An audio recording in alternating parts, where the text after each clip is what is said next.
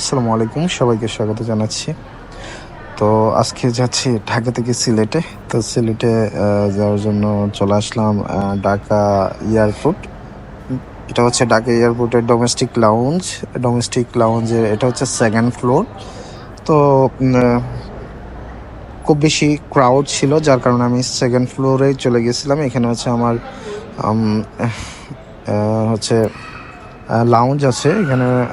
Maybe 3টা ব্যাংকের lounge আছে, তো সেই লাউঞ্জেই ছিলাম। তো তারপর যখন ফ্লাইটের সময় হলো তখন বের হয়ে গেলাম লাউঞ্জ থেকে। বের হওয়ার পরেই হচ্ছে লাউঞ্জের ঠিক সামনের অংশটা, এই যে এইদিকে হচ্ছে আমার সিটি এমএক্স এর লাউঞ্জেই ছিলাম।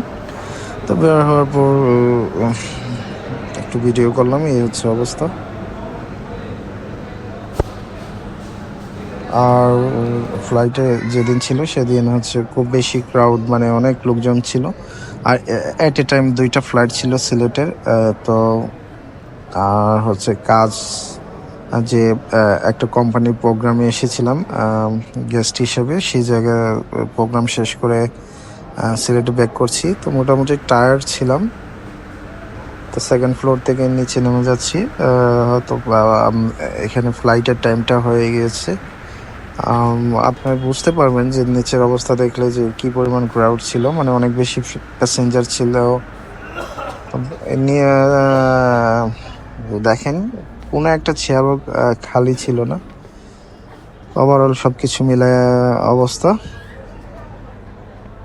তারপর চলে গেলাম বিমানের সামনে। এই যে দেখেন, যদিও এটা বোয়িং এর বিমান ছিল, তো খুব বেশি ক্রাউড। একটার পর একটা মানে ওরা লোকজন নিয়ে আসতেছিল ওদের যে এয়ারপোর্ট বাস সার্ভিস ছিল ওইটা দিয়ে। তো তারপর এখানে লাইন ধরে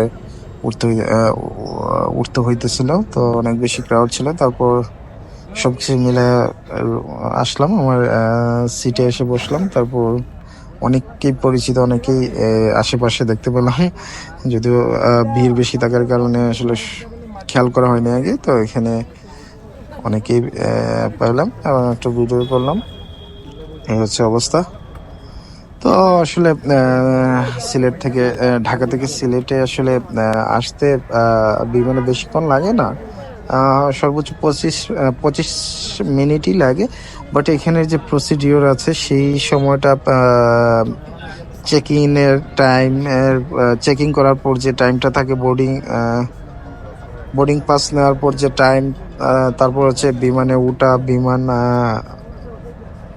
টেক অফ করা, ল্যান্ডিং, বিমান থেকে নামা, সবকিছু মিলে